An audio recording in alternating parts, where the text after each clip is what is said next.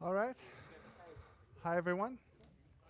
I'm Scott Leaman, and I'm going to be talking today about the metaverse and the location problem. So, by the end of this talk, I'll have explained what the metaverse is. I'll have explained why it matters to you, or why it should matter to you, and I'll be explain how digital objects can be anchored in the real world. So, I'm the mixed reality lead for Software Stereo in Norway. I'm also a mixed reality MVP with Microsoft.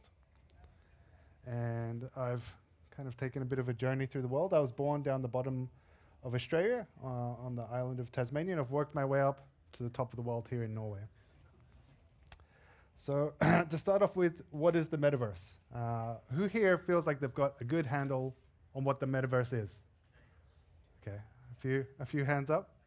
So I wanted to have a visual aid to explain what the metaverse is, and so I asked OpenAI to generate an image for me, and this is what I came up with. And I think this is pretty accurate representation of the understanding and the discussions around the metaverse. This is like a very 1990s VR internet vaporwave, very vague and a lot of information, but not a lot of meaning. So I didn't think that was very useful. So I asked for something more concrete. What about shopping in the metaverse? What's that going to look like? And I think this is a little more helpful. You know, you've got your digital shopping bag. You've got like a badger head. You can maybe connect to it more. And then I asked, what about average Norwegian family in the metaverse? I think this is the best one. This one feels a little cozy.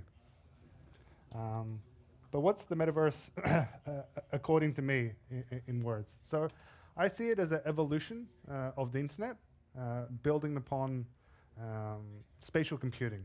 So spatial computing, if you've ever used Google Maps to work out where you are, or you've ordered food via Foodora, or ordered a taxi to come to a location using your phone, you're using spatial computing. So spatial computing just means using your position in the world or a position in the world as part of computing. So that's using your mobile phone, using GPS. That's virtuality, where your position within a room is meaningful and the position of your hands are meaningful. And that also means augmented reality. So evolutions of the internet to be more useful for those sorts of interactions, the way the internet had to evolve for, say, the mobile web to be useful for browsing the web on smartphones. More specifically, it's going to be, the idea is that it's a network of persistent virtual worlds. And this is an embodied experience. So it's not something that you look at from outside, like a web page. This is something that you're in. You're going to be in the metaverse, being represented in some way by an avatar. And an important part of the metaverse that is maybe doesn't get as much airtime as it should is that the metaverse is going to have connections to our real world. It's not just a bunch of fictional, virtual places, but it also connects to here, our real world as well. And you're going to access the metaverse via virtual reality devices and augmented reality devices, but, and certainly the evolution of that technology of new virtual reality devices and the kind of coming AR devices aimed at consumers is adding fuel to the fire of the metaverse. But the idea is that that's not the only devices that are going to be able to access the internet, that it's the metaverse. It's meant to be a little bit device agnostic, that you can access it with the devices that you have. So it's not just going to be VR only. But talking about the virtuality and the augmented reality side, some of the value is going to be unlocked specifically for those sorts of devices that allow you to be immersed here on the virtuality side of the mixed reality spectrum. You'll be able to put on a headset and be immersed in a virtual space.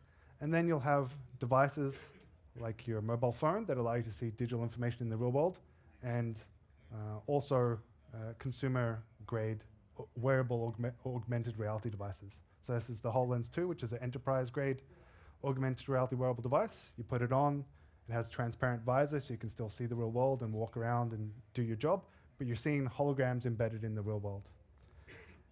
And that allows you to do things like this, to see digital information as part of your workplace and get extra information that helps you do your job, including collaborating with others, that you can be in the same space with other people, see digital objects in that same space, and also collaborate with others remotely, in this case with some avatars in the room as well.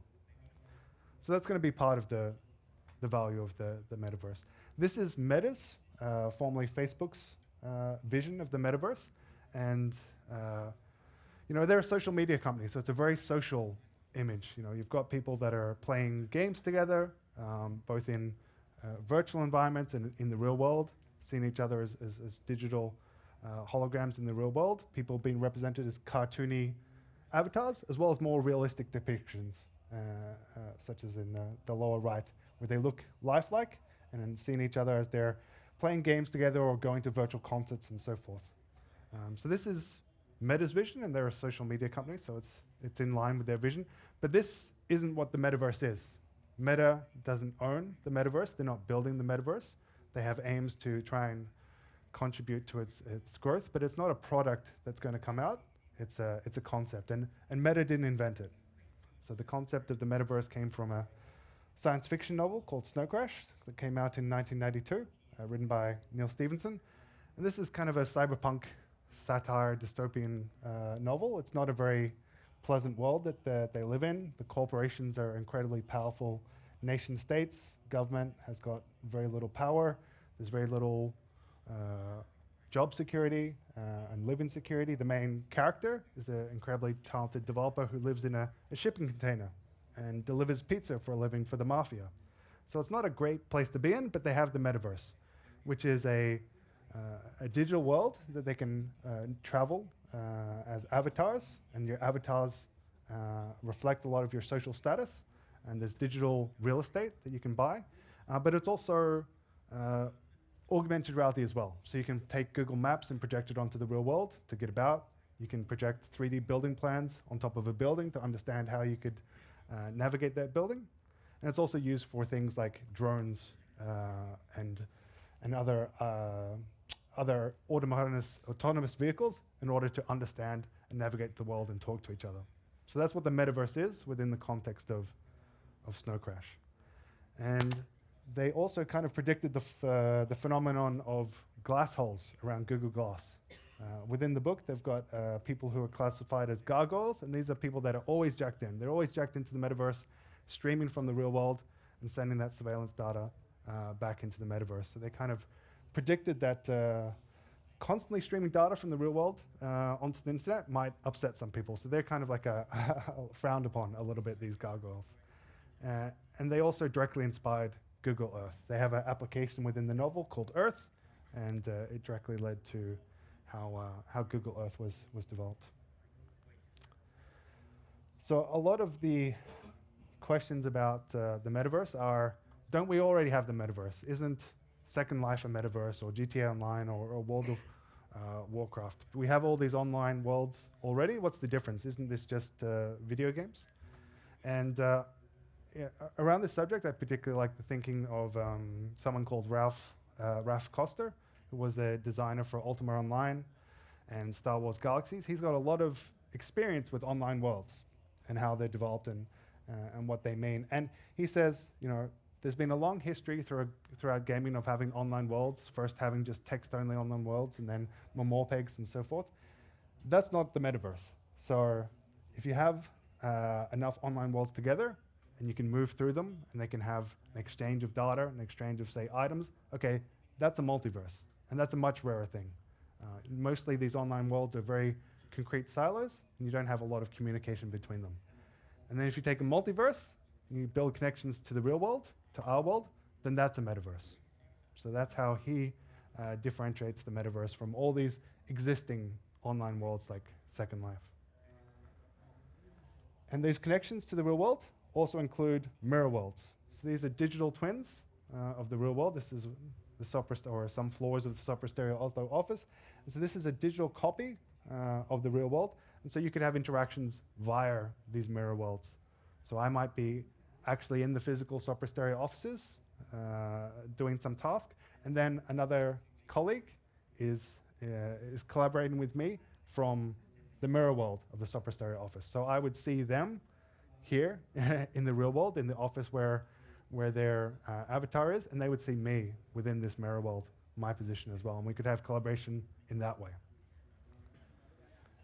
And this is this is an image from some of the data that Norwegian police have started to collect about crime scenes. They've started to use LiDAR to take 3D scans of crime scenes for reenactments and documentation.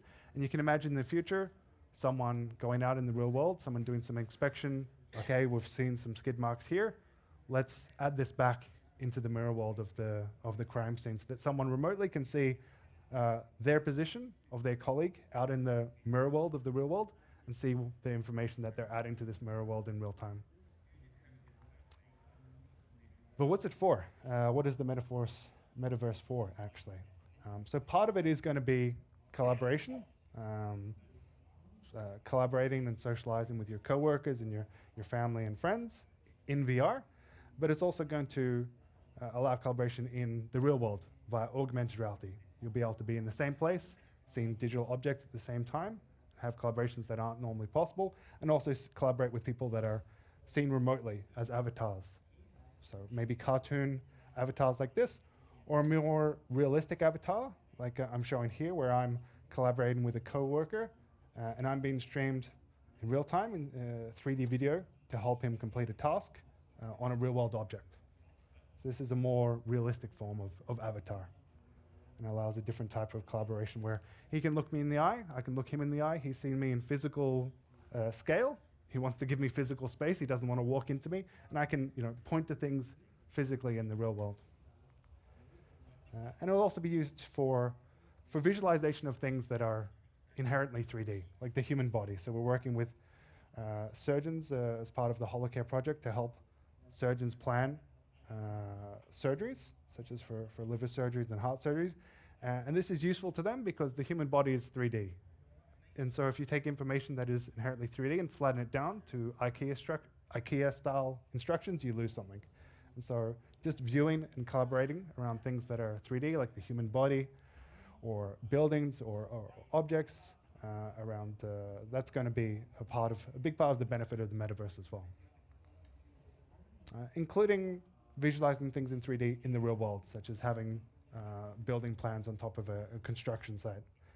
And taking that further, not just displaying 3D data on the real world, having back and forth data flow between the real world. So this is a little miniature factory by a company called Fischer Technique, and they make these kind of Lego-style factories to do things like cybersecurity tests or to help with demonstrating digital twin concepts. And that's what we do. We use this factory to talk about the benefit of digital twins.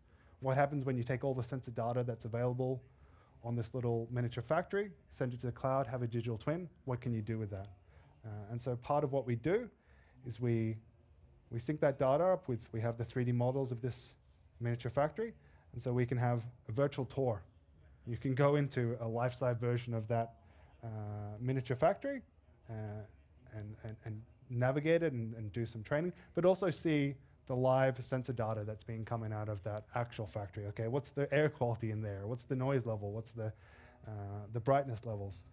And we can extend that into the real world as well, in this case using a HoloLens, where we're adding that information to the physical object. So we have these holographic information and these holographic controls on top of the real world. So you can monitor and control this equipment in the real world using augmented reality. So my colleague here is about to order a new piece from this factory, a little blue piece, using these holographic buttons. So he's going to push a holographic button and say, I want this blue piece, and he's controlling this factory via those holographic controls.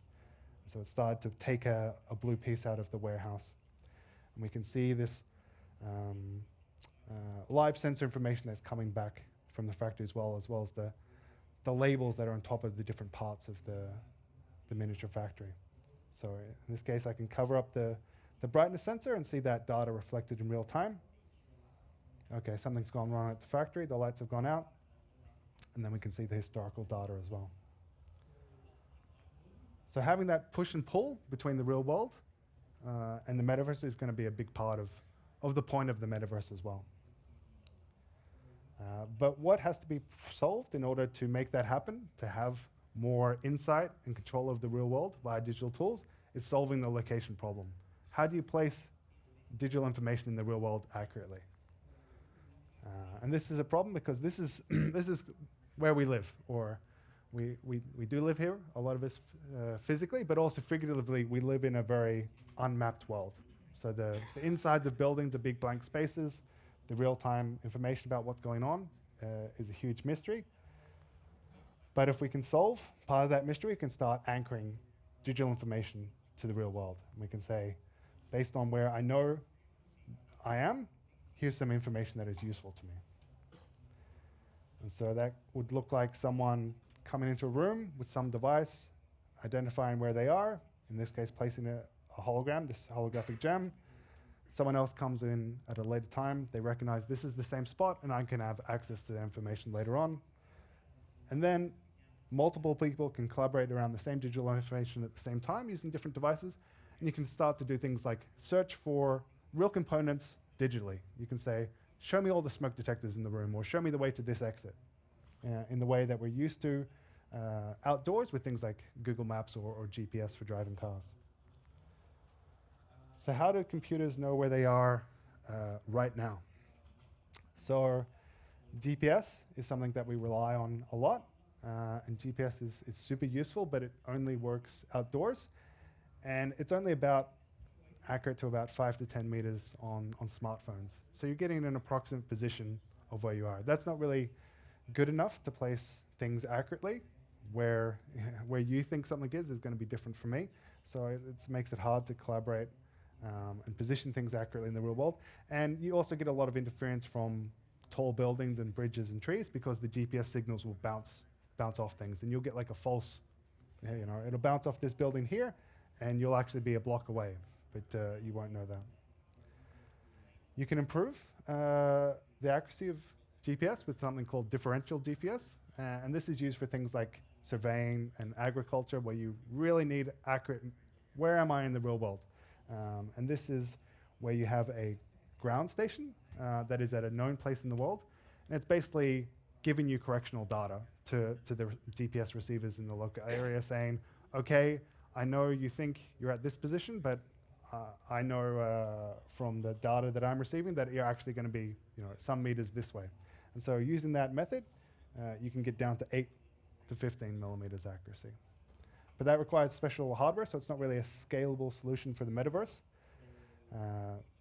Wi-Fi and Bluetooth beacons are also methods that people use to try and locate themselves in the real world.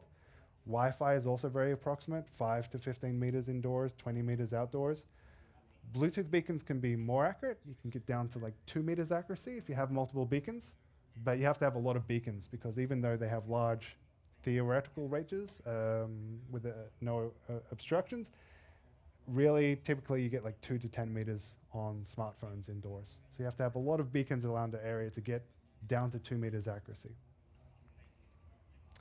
And then you can go the other way. So there's also cameras like this, the NDI Polaris, which is an optical tracker. It's a stereo camera system which tracks, it projects IR light on reflective balls of a known size, and that allows that to track those balls down to sub-millimeter accuracy. So this is used for industrial applications like robot arms that are manufacturing cars to know exactly where they are in space, and it's also used for medical applications. So as part of the HoloCare project, we're using it to track a patient's leg and to track the HoloLens, and to see, allow surgeons to have X-ray vision to see what's happening inside the patient's body in real time.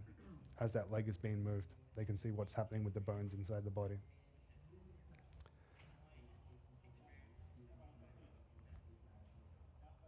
And then you have fiducial markers. So these are images that are easy for computer vision tasks to handle, that are easy to recognize.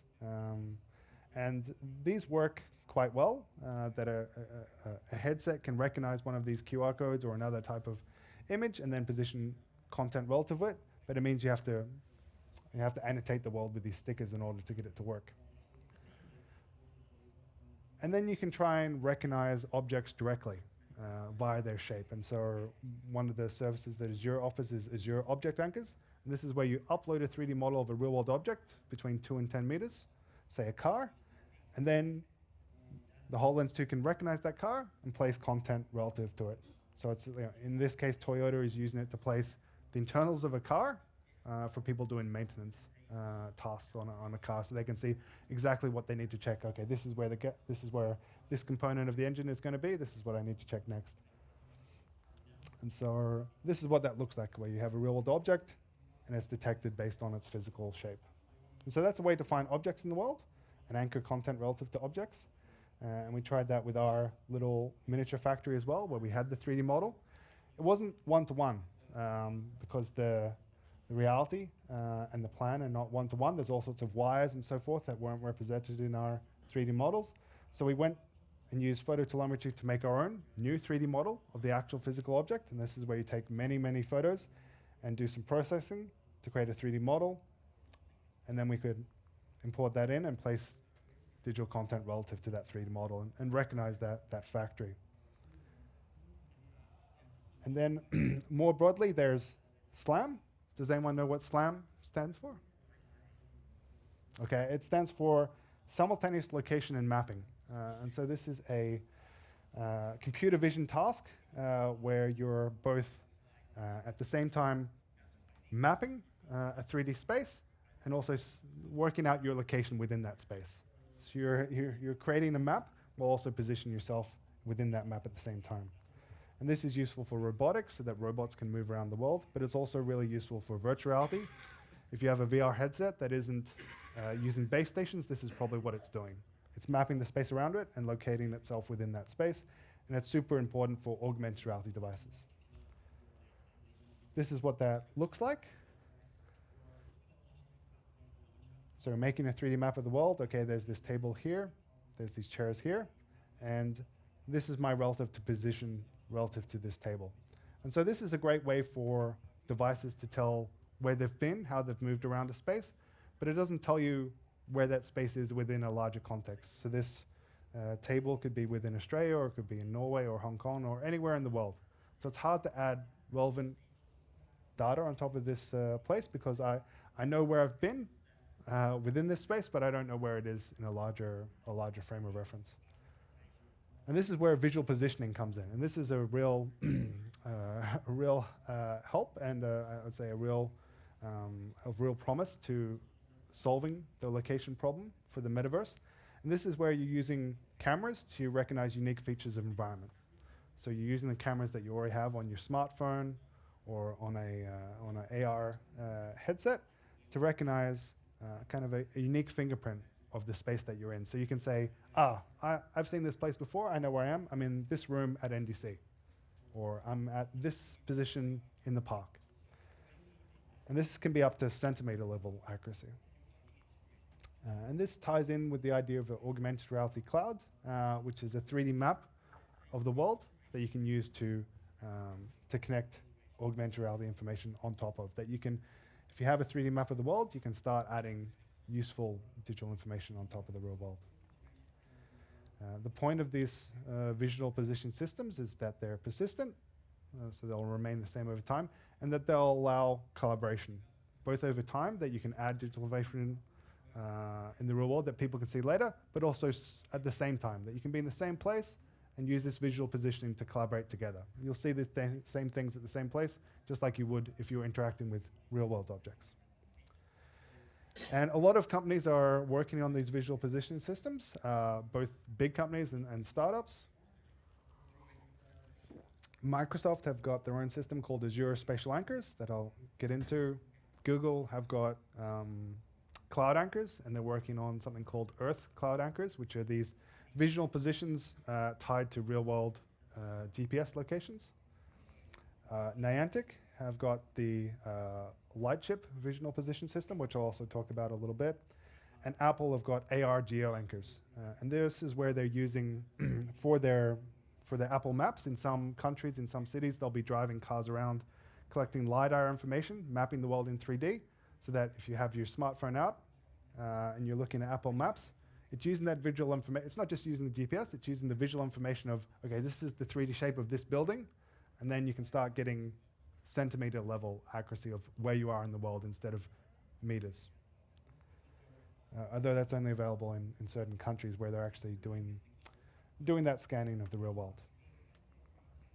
So to start with Azure Spatial Anchors, This is where you're creating a frame of reference for adding digital content in the real world. You're saying, here's a certain position that you can place in the world, and if you load it later on, you can place digital content in the same place in the physical world. So you can have a holographic dog, or you can have some content relative to that anchor position. And what these anchors actually are is a sparse point cloud of the real world. So it's like a 3D fingerprint of an environment. So here we have this sculpture and some chairs, and then this is what an anchor looks like, approximately. It's a very sparse point cloud of the areas of high contrast, so the areas where objects separate or where they have strong color difference. And then another device can see this anchor later on and anchor digital content onto that position. This is a visualization of all the Azure spatial anchors that Microsoft has placed at one of their campuses. And this is an application that we developed at Sopra Steria that uses Azure spatial anchors, and this is called a Lumi. And here we're demonstrating it at the Munch Museum. And this is an application that was developed for people that are visually impaired to help them navigate in the indoor spaces. So you're able to drop points of interest within the world, such as the entrance to this exhibition, and then you can navigate. You can get a bearing to that position. You can get directions to that position. And because we're using mobile, which has got 3D scanning, we can also use it to allow people to avoid obstacles. So we're not telling people to drive through a wall. I mean, walk through a wall. In this case, we can say, okay, this is how you need to navigate in order to get to this particular point of interest, this particular engraving. So that's useful for people that are visually impaired, but it's also a general use case that you can have geo notes out in the real world, that you could have the sorts of directions that we're used to for using outdoors at even higher accuracy indoors as well. And you can just tag and add digital information onto the real world that can be loaded later on. So with Azure Spatial Anchors, you're not sending pictures or video to the cloud. What you're doing is you're doing some processing on the device to create this sparse point cloud, and then later on you're checking against it. So you're never downloading that point cloud later on. You're never saying, okay, give me the 3D fingerprint of this room. You're always testing against it like a password. You're saying, am I here? Am I matching this particular spot? And it'll give you a yes or no answer. But the environment matters. Because you're creating a 3D fingerprint of the world, the visual aspects of that space matter a lot. So a blank room with no features isn't going to be able to create a very reliable anchor.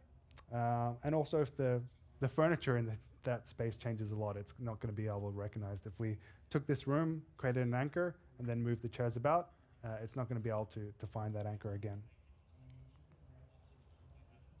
And this Azure Spatial Anchors can be used on HoloLens 1 and 2, but also on iOS and Android. And they can be used, of course, across devices. So it does some translation for the anchors that you'd normally use on Android or use on iOS into this common Azure Spatial Anchor format, so you can match between devices. You can create a device on a HoloLens and then have that anchor recognized later on an iOS or Android device. And then there's Niantic Lightship Visual Position System. And so this is by the same company that did Pokemon Go. And they use GPS in order to have these Pokemon around the world. But they've also developed this more advanced positioning system to place things in the world more accurately. So this is a shared 3D map of the world, in a way, centered on what they call way spots. So all these blue dots on the map are way spots that are available around Oslo. And so these are locations. They're all outdoors locations for privacy reasons, where you can anchor digital content. You can recognize this particular position with very high accuracy, centimeter level accuracy, and say, let's place some content on top of the real world. And how they create those way spots is that developers or surveyors that they've hired or users can use an app called Niantic Wayfarer app to scan the real world to create those way spot anchoring points. And this app isn't available on the App Store. It's in public beta, so it's only available for certain people via test flight. So it's still in development, this application, I should say. And then you can use these way spots using the Lightship augmented reality development kit, which is available for iOS, Android, and Unity, in order to to do things once you've recognized these way spots, that you can help develop AR applications using these anchoring positions. And so if you look at the top map, these are all the way spots that are currently activated in the world. So there's not too many. And if you look at the bottom of the map, that's all the way spots in Norway. So they're all around Oslo. So they're quite clustered around Oslo at the moment. And there's a few of these activated way spots in the Botanical Gardens in Oslo, so I decided to check one out. So I get to this particular location in Botanical Gardens where there's a sculpture, and I'm using the Wayfarer app, and I'm trying to detect the location by sharing or checking against the 3D scan that's already been made of this location, and seeing if what I'm seeing matches, and it just matched. And then once I've located that, using the Wayfarer app, I can help improve the accuracy. So I can do my own 3D scanning of this location in order to improve the detection for other people. So I'm 3D scanning this area with my phone, and then sharing that information with Niantic to improve the accuracy of detection for other users.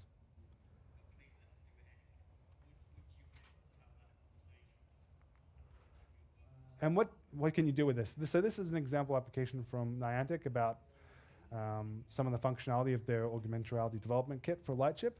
And so in this example, I'm using that particular way spot to host a multiplayer game. I'm here by myself without any friends, so you're going to have to imagine some friends for me that are going to be, I've just localized, so I've just recognized the location very quickly. And now I'm going to see some fireflies that I have to throw snowballs at. And if I was there with another person, they would see those objects in the same position at the same time. So we could be throwing snowballs at fireflies together, because we'd both have matched against this 3D image or map of the real world. And because we're using a 3D map, the fireflies can hide behind the sculpture as well. So they can be occluded by the sculpture and be able to hide behind it, because we're using a 3D map that we've already loaded. And so the point of all these visual position systems is to give better than GPS accuracy outdoors, but also indoors, that you can have locations indoors that are not usually mapped to the context of the wider world, and you can put them into that context. So you can say, within this building, we have these spaces which you can test against and match against and see digital content on top of the real world with greater than GPS accuracy. And this is a fun example of using visual positioning systems. So a few years ago, just before COVID, there was a AR smartphone app called Wallace and Gromit Fix Up the City. And this was only really usable in a few cities in the world, Bristol, Cardiff, and San Francisco, because to make this experience, they took 3D scans of real-world cities and locations in the real-world cities. And so they collected these dense point cloud data and allowed you to have experiences like having robots appear over the tops of buildings with high accuracy and that sort of thing. And to use that, to do that sort of visual position system, they used a company called Phantasmo, who've got their own camera positioning system. And since then, this year in March, Phantasmo was acquired by Tier, the scooter company. And so now Tier is using that camera positioning system from Phantasmo to validate e-scooter parking with phone cameras for cities in Europe where there's designated parking areas.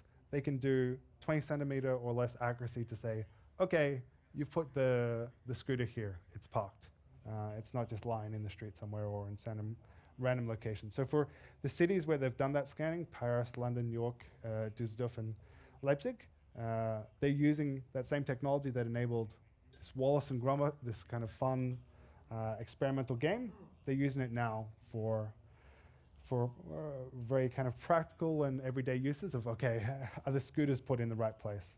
And for help maintaining the city, the safety of people in the city using the same technology. So I think this is like a great story because it it demonstrates perhaps some of the practical aspects of the metaverse. That the metaverse is destined to have very practical, mundane, everyday, useful, and boring uses as well. And that's part of, that's a large part of the point.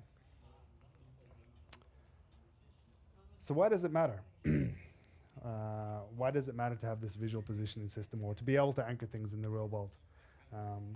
And it matters because right now we're in the middle of a transition of digital changing from fake things behind a screen into things that are out there in the 3D world. We're getting more and more devices that allow people to see things in 3D, whether it's the coming wave of consumer AR glasses or the evolution of consumer VR devices or other devices like this 3D screen here. We're getting more and more ways to see 3D information in the real world and to see information in 3D on different displays. And this goes hand in hand with the ability to capture things in 3D. A lot of people are carrying around smartphones now that can take 3D scans of the real world or can take volumetric video. And so we're starting to have this pipeline of being able to capture in 3D and also be able to view in 3D. For a long time, we've had to flatten things down to 2D images or text or 2D video because that's what portable. That's the portable format that people can send and view. You can capture in 2D, you can take a photo using a camera and eventually digital photography, and then someone can view that on a screen. That's the technology that's been available. And so we're not used to capturing things in 3D. We're not used to viewing things in 3D because it's always been difficult. It's always been outside most people's ability to do that. But now, as that changes, it gives us the possibilities to change how we record things. How we record the world, how we record memories, how we collaborate together, where we're not always having to flatten things down to 2D because it's the most convenient way. And what that means regarding the location problem is that instead of having all these blank spots on the map, we can start to have meaningful, valuable information about those areas. We can say, I'm going to a building that I've never been before, help me navigate that space. Or you can say, I'm debating whether to go into the office today. Is there going to be any chairs available? And the sorts of utilities that we expect from digital tools are going to be available to us in the real world. That the world will become a computable space. That we'll be able to search for things, that we'll be able to query information, that we'll be able to understand the world better remotely and also have greater levels of control about the real world using these digital tools once they're able to be synced up to the real world. This is an application that we built at Suprasteria for the HoloLens 2, and this application does two things. One, it builds a map of the space around it in real time. So we've got a little mini map attached to my hand there at the top. So this is built from the HoloLens 2 map in its space, and it does some segmentation so you can see all the tables are green, all the walls are blue, so it's working out all the surfaces. And it also allows you to save and load different points of interest. You can say, here's the coffee machine. This is a point of interest that's meaningful for me, and then other devices can load that information later on. So I've gone through the office and I've tagged, okay, this is the elevators, this is the card reader, here we've got a gaming station. We've got the toilets, the coffee machines, a viewpoint. And so I can see that information on my minimap, or anyone that comes in and to the office can see that information on a minimap. But you can also see that information in the real world. So you can see these points of interest as holograms and see their distance for you and have X-ray vision. So you can see through the walls and see, okay, the coffee machine is 17 meters that way, and then you can check your minimap and see exactly how to get to it. And so this is a demonstration of that application at a conference where I've done the same thing, and I've gone around, just before the conference and placed Suprasteria hot air balloon, because if you've got a hot air balloon, you have to use it. I've placed a location marker for our stand. Here's where you can come to get some lollies. And then I've also placed points of interest around the space. And this is the mini map the HoloLens is built up just from me walking around. So we can see they've got some green tables there, different walls. They've got a marker for information stand, for the trash, for an emergency exit, and also the toilets and the coffee machine. And these anchors are placed very accurately. So this trash icon is right above the trash.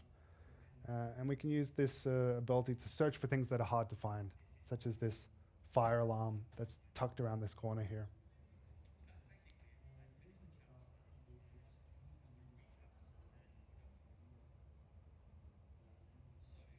So that's a large point of the metaverse, is that it's going to allow us to understand and have better control and better agency around the real world via those connections to the real world. So we'll be able to collaborate better remotely, but we'll also be able to collaborate better in person and have better understanding of the space around it. So coming back to these images of the metaverse here, that's not what the metaverse is going to look like. The metaverse doesn't exist now, and all the applications and the experiences that I showed today aren't the metaverse. They're applications that are in silos, but kind of the promise of the metaverse is that there'll be enough standards and enough collaboration between developers that they can start talking to each other, and data that you want to share, such as your identity, your digital identity, can move between these different contexts, and that if you want to, say, share a 3D scan of your apartment with a contractor,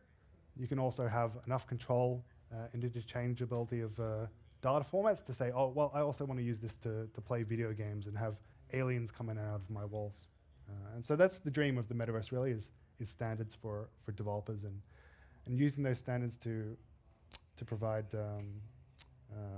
usability for users out in the real world, as well as within virtual worlds. And Meta has been talking a lot about the metaverse. They've maybe been talking about the metaverse the louder, but that's the metaverse isn't a concept that they invented or that they control. They're not going to build the metaverse by themselves. So I hope when you hear people talking about the metaverse, you don't think of it as a product that's coming from Meta. It's just an evolution of the existing spatial internet. And so that's something that's going to evolve regardless of Meta's vision. And I hope you feel like, as developers, that you've got your hands in the evolution of those tools as well, that you have some input into what this technology could be used for and what it should be used for and what the ethics are around that technology is, and not just give it away to Meta and say, well, that's their toy, they should play with it. It's part of your it's part of your responsibility as well, that this is something that you can contribute to and have an opinion about what the metaverse should be in the future. All right, thank you.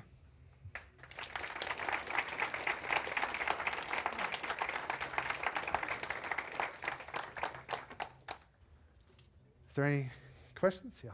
Yeah, I'm Danny.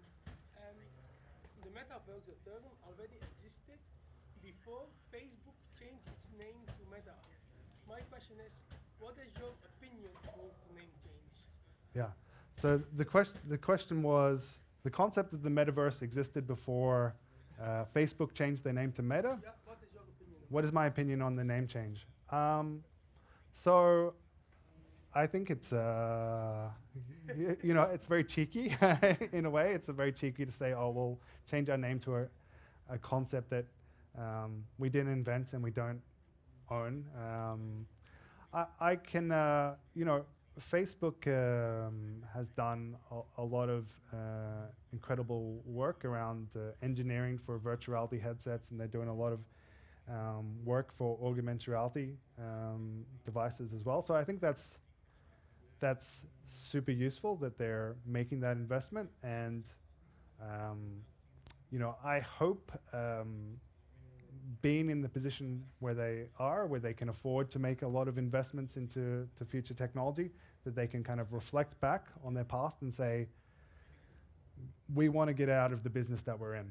We want to create a new business and do it a different way, and not just create a 3D version of Facebook. So I'm hopeful that they want to make that transition and make kind of empower people by the metaverse rather than trying to take the Facebook model and apply it to 3D. So I'm hopeful and skeptical as well. Yeah, of course.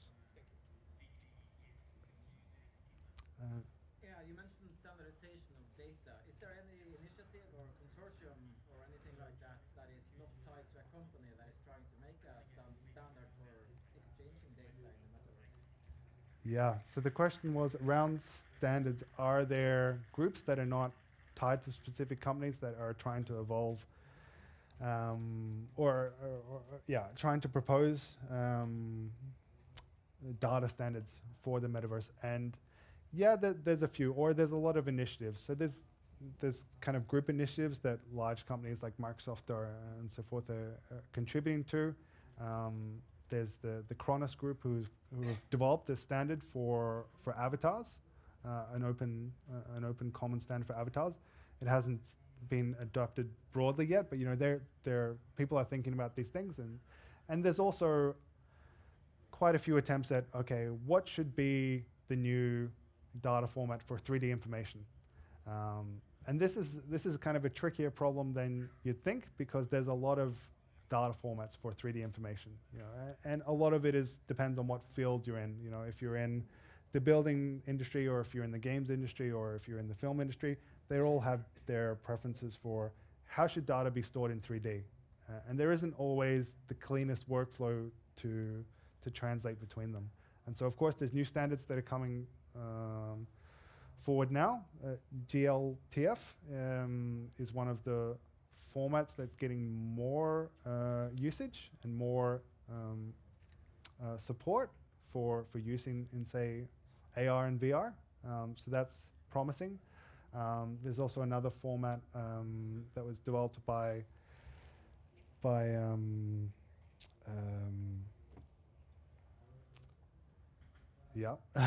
developed by Pixar.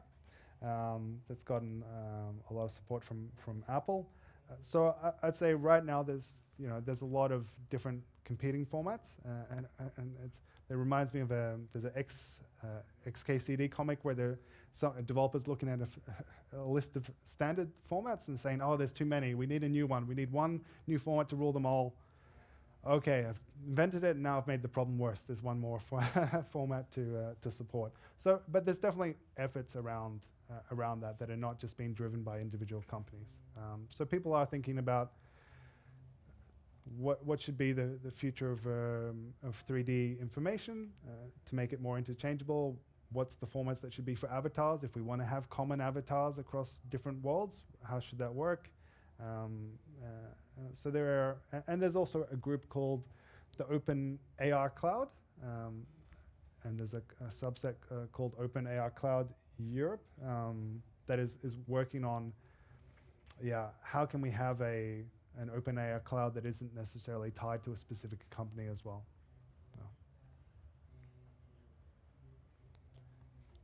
Yes, I have a bit more nefarious question. Do you think we're gonna see like AR assassinations in the future? Let's say you're walking around town and the light's green, you're crossing the road, but actually it's red because somebody hacked your device, and now it's a suicide, right? Yeah. So the question was, are we going to see AR assassinations in the future where some remote person augments your perspective so that you see, say, red lights as green and walk into traffic and get hit by a car?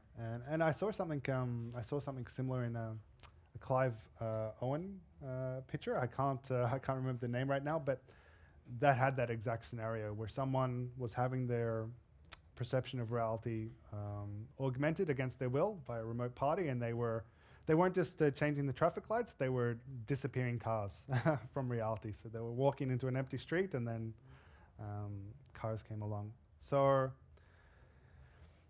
I I don't know if it's like the most realistic scenario, because it supposes that you can alter reality perfectly, And I think right now, we're at the point that you can, we can't even create an entirely realistic virtual reality where you have complete control of what's rendered. You control everything that someone's seen. It still doesn't feel real. And there's a lot of technical problems about making virtual reality feel just like real, including the brightness of the display, all the other senses that aren't so easily simulated. And so I think, I'm sure you'll get people that will try, or do little hacks like, okay, can we change the color of the traffic lights for some people? So I think you'll see people trying as like a thought exercise and talking about the cybersecurity of those wearable AR devices once they're more commonly available. Of okay, this is something that we need to think about and prepare for. But I wouldn't say that's the most pressing danger. I think maybe a more pressing danger for society is that we're just going to start having more filtered views of society. That we'll use ad block against the real world and say, I don't want to see this, so remove it from reality, and we'll start segmenting people's perspective or their experience of the real world more. So I think that's maybe a more pressing danger, where they're kind of consenting to it themselves rather than have it pushed against them. You said ad block, and that sort of touches my question. Will we be flooded by virtual advertising? Yeah, and that's a really good question. Is the metaverse going to be a hellscape shopping center that you can't escape? I think it's worth asking that early. I think it's a really important discussion about the economics of the metaverse. What are the economic models going to be for the metaverse? Who's going to pay for it? How is it going to be paid for? And are some of the things that we're doing now with the World Wide Web, are we going to translate that into the metaverse? And with some of the surveillance capitalism and where we're paying for certain things, where advertising, I would say those wouldn't translate very, very well into the metaverse, because the devices that you might be using, virtual reality device or an AR wearable device, they're getting a lot of information about you and your world and what you're doing. The sorts of functionalities that we want. If you're a family member and I want to have a conversation with you across space, I want you to see my emotion. I want you to see what I'm feeling. I want to have senses in order to transmit that to you. But I don't necessarily want to translate information when I'm having an interaction with a company and let them know too much about myself, about my emotional state, about how I feel, what they're showing me. So I think the issues of surveillance capitalism will become a lot more pressing with the metaverse. So I hope not. I hope we won't be surrounded with advertising, and I hope companies won't take it as a given that they have the right to write on someone's sky or replace billboards with their own billboards. And again, I think people will try as an experiment to say we shouldn't do this and there's dangers around this, but hopefully not. Hopefully there's enough expectation from people and regulation from governments to say, no, you can't take over reality from people and just replace it with advertising. Can you say anything about something about security when it comes to biometrics?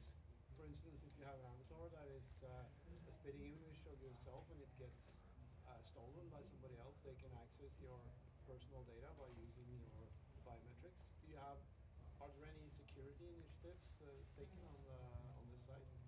Yeah, so the question was, can I say anything about security or the security initiatives around the biometrics that are maybe inherent in having a realistic avatar? So with the thing I showed earlier of having like a live stream of someone in 3D to another person, or there's other ways to have that sort of experience where you're kind of creating a digital twin of yourself and then puppeteering it later on. And so people are also working on those sorts of experiences where you have a high fidelity avatar that looks very much like you, but you don't have to send all the information all the time, because it's just using local sensors to manipulate that digital twin of yourself for someone else. No, I haven't heard of any specific security initiatives around securing that data. I would say a lot of the people that are working on it are still working out, is this going to work? How good can it be done? How cheap can it be done? I think those digital twins of yourself being stolen, it kind of ties in with some of the concerns around deepfakes and so forth, where you could be used to misrepresent yourself digitally in the metaverse and steal someone's identity, and then some of that information is it could be very, very meaningful for security as well, like the retina information and so forth. So I would say a lot of that, the onus is on the companies that are doing that work to secure that information. I know with Microsoft, for example, they use eye tracking, and you can also sign into, say, the HoloLens, on the HoloLens 2 device, they track your eyes, and you can do sign in with your unique retinal signature, but that information never leaves the device. So it's never put in the cloud or anywhere else, and I think that's a sensible way to do it. But I think you're going to have similar understandings or setups around that sort of information being shared, around trying to have a realistic information. How much needs to be shared and when and with whom is going to be I think a huge issue.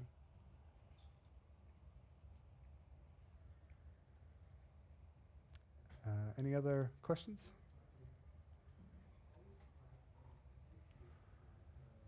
Okay, great. Thanks for joining my talk.